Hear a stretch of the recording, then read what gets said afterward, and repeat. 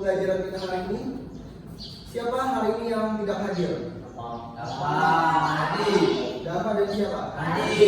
Kenapa dapat? Sakit. Apakah ada pemberitahuan sebelumnya? Ada. Sakit. Kalau Hardi kenapa? Sakit juga. Ada pemberitahuan? Oke.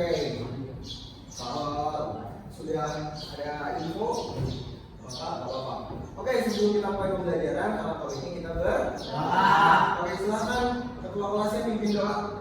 Sebelum memulai pelajaran pada pagi hari ini, apakah kita berdoa dimulai. Doa selesai. Oke, kita lanjut ya. Yang ingin saya bahas pada pagi hari ini atau pada pembelajaran kita hari ini adalah materi mengenai computational thinking atau berpikir komputasional. Sebenarnya apa sih berpikir komputasional? Ada yang tahu nggak sih berpikir komputasional itu apa? Ada yang tahu nggak? Ayo apa? Berpikir seperti komputer, komputasional, bukan komputasi komputer. Thinking artinya berpikir. Apakah berpikir seperti komputer? Ya? Ya? Berpikir seperti komputer tuh berpikir yang seperti apa sih? Ada yang tahu nggak? Komputer tuh berpikir seperti apa? Bagaimana cara komputer berpikir? Ada yang tahu? Oke, saya jelasin pelan-pelan ya. Jadi, berpikir komputasional adalah cara berpikir untuk menyelesaikan atau memecahkan masalah secara sistematis dengan memanfaatkan konsep-konsep dasar ilmu komputer. Intinya, computational thinking atau berpikir komputasional adalah cara kita menyelesaikan atau memecahkan sebuah masalah secara sistematis dan logis dengan menggunakan 4 komponen utama. Kayaknya saya udah sering bahas 4 komponen utama dari computational thinking itu apa. Yang pertama, ada apa ya? Masa lupa? Apa? Dekomposisi. Apa sih dekomposisi? Oke, nanti kita bahas. Yang kedua, ada pattern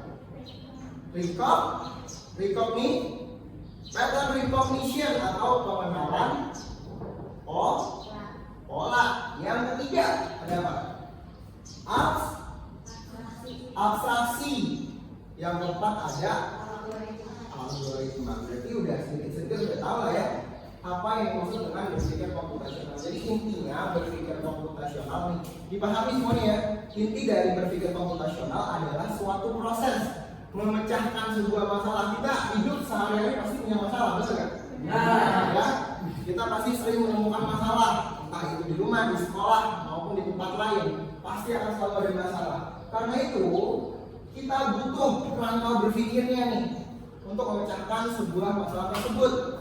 Nah, yang ingin kita pakai yaitu berpikir komputasional, memecahkan atau menyelesaikan sebuah masalah menggunakan 4 konsep utama yang tadi apa? Dekomposisi, terus ada pattern recognition, ada abstraksi dan algoritma. Oke, mari kita lanjut ya. Next. Nah, 4 komponen tadi ada saya bahas mengenai dekomposisi, pattern recognition, dan algoritma. Nah, sekarang saya ingin kalian tahu nih apa sih masing-masing definisi dari keempat komponen tersebut. Oke, tadi sampai situ ada yang bertanya nggak? Ya, masih ada yang kurang jelas? Kalau masih ada yang kurang jelas, silahkan ditanyakan. Boleh? Kita masuk ke komponen dari si berpikir komputasional. Tadi udah sempat dijelasin juga computational thinking itu seperti apa sih dan konsepnya bagaimana. Nah, tadi saya udah jelasin nih bahwa computational thinking atau berpikir komputasional itu punya berapa komponen? 4, coba sebutin 4 komponennya. Terus yang terakhir algoritma. Nah, ini 4 komponen yang harus diingat ya. Jadi untuk kita bisa berpikir komputasional, yang harus kita lakukan adalah memahami 4 komponen tersebut. Ya, komposisi, cognition, abstraction, dan algoritma. Ya, paham ya? Oke, kita lanjut apa enggak? Oke, kita lanjut. Nah, decomposition itu sendiri apa sih sebenarnya definisi dari decomposition? Memecah masalah besar menjadi bagian-bagian kecil yang lebih mudah bisa dekomposisi atau decomposition. Artinya tadi di situ dijelasin nih, memecah belah masalah menjadi lebih kecil agar lebih mudah diselesaikan. Paham nggak sih maksudnya memecah belah masalah itu seperti apa ya? Gimana, paham nggak? Paham nggak sih memecah belah masalah? Paham? Oke, ini masih banyak yang paham nih. Jadi inti dari decomposition atau dekomposisi adalah kita membagi masalah. Oke, kita bayangin masalah kita ini besar, ya. Ketika masalah besar atau masalah yang kompleks, ya, atau susah ribet, itu kadang kita melihatnya aja malas buat menyelesaikannya, benar nggak? Benar? Masalah udah kompleks, udah ribet, udah ruwet, ya, udah besar, kompleks, ribet, ruwet. Kita ini melihat masalahnya malas, apalagi untuk menyelesaikannya. Jadi apa yang harus kita lakukan? Memecah masalahnya dan membaginya menjadi lebih kecil. Misalkan, contohnya, kalian satu keluarga pengen pergi jalan-jalan ke Bandung, tapi kalian ini pertama bingung nih, ke Bandung tuh harus butuh apa aja ya? Kita harus ngapain aja ya? Apa aja yang perlu disiapin? Bener nggak? Contohnya nih, misalkan kita mau pergi ke Bandung, proses dekomposisi atau pemecah belahan masalahnya, pertama hal yang paling yang harus kita lakukan apa? Kalau kita mau jalan-jalan, apa? Siapkan apa? Barang-barang. Enggak, pertama kalau kalian mau jalan-jalan nih, karena ada rencana jalan-jalan, hal pertama yang harus ditentukan itu apa? Yang harus dipecah apa? Coba Aftar tahu nggak apa? Kalau kamu apa? Apa? Iya betul, sumber dan teman destinasi dulu. Nah, setelah itu apa? Kan udah jadi satu nih, teman-teman destinasi tujuan kemana? Oke, satu udah dipisahin nih, masalah kecil. Misalkan tujuannya mau mana? Ke Bandung. Oke, udah jadi nih, satu dapat. Yang kedua apa? Yang lagi nggak? Coba sila. Setelah teman destinasi ngapain? Periksa cuaca. Misalkan kamu mau berangkat sebulan lagi atau minggu lagi, kamu mau periksa cuaca sebulan lagi? Bisa gak? Nah, jadi apa nih? Kalau kita udah, oke aku mau Bandung, habis itu tentuin tanggal berangkatnya. Oke, kita udah dapet nih, misalkan kita mau ke Bandung minggu depan. Oke, udah dua masalahnya kita udah masalah selanjutnya itu adalah kita mau ke Bandung tanggal sekian. Habis itu ngapain? Pakai apa? Transportasi. Oke, kita udah dapat apa? Destinasi wisatanya, kita udah punya tanggal keberangkatannya, kita udah tahu mau naik apa. Ya, itu lanjutnya. Habis itu apa? Biasanya iya, kurang tepat. Biasanya apa? Menentukan anggaran. Kalian punya duit berapa ke Bandung? Butuh duit berapa nih? Kalau misalkan di tanggal sekian naik mobil itu butuh berapa? Betul nggak? Nah, yang 4 nih yang kita pecah belakang-belakangnya nih. Habis itu kalian apa?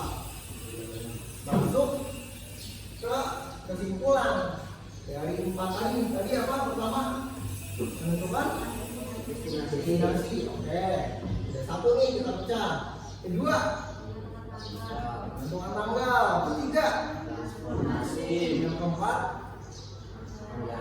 ya itu contoh dari dekomposisi. Tadinya masalah kita bingung nih, kita mau jalan-jalan bingung kemana, pakai apa, tanggal berapa. Akhirnya kita pecah-pecah tuh masalah tersebut jadi lebih ke. Oke, mari kita lihat komponen yang kedua. Konteks. Nah ini pattern recognition. Pattern itu apa sih? Kalau dalam bahasa Indonesia, pattern itu apa? Pattern apa? Apa tadi? Pattern apa tuh? Kalau dalam bahasa Indonesia-nya? Pola. Kalau recognition apa? Recognition. Dalam bahasa Indonesia-nya apa nih? Recognition ini bahasa Inggris. Bahasa Indonesia-nya apa?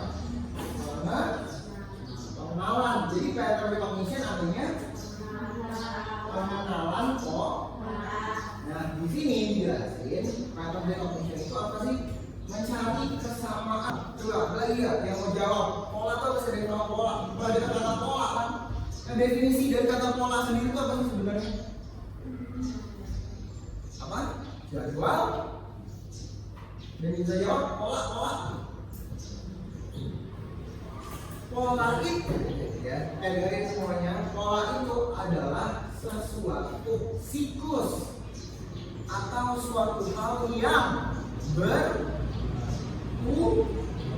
berulang. Ya, jadi apa pola? Suatu hal yang bukan berulang, looping, berulang. Ya, itu pola. Jadi kita ambil case, kita udah dekomposisiin masalah kita. Sekarang kita lihat polanya, misalnya ke Bandung nih.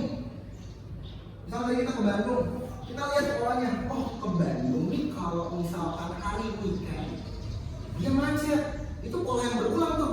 Setiap weekend dia macet, benar nggak? Benar. Iya nggak? Setiap Sabtu pasti macet. Senin, Selasa, Rabu, Kamis, Jumat. Lumayan lah, tapi nggak terlalu macet gitu. Jalannya senggang. Nah itu maksud pola, hal yang berulang. Paham ya? Terus misalkan kalau kalian tadi kan mau naik mobil, kalau misalkan nanti kalian jadinya naik bis atau naik travel, kita lihat polanya lagi nih.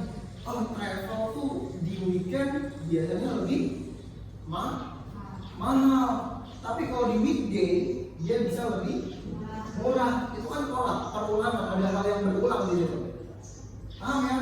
Pengenalan pola. Oke. Lanjut lagi.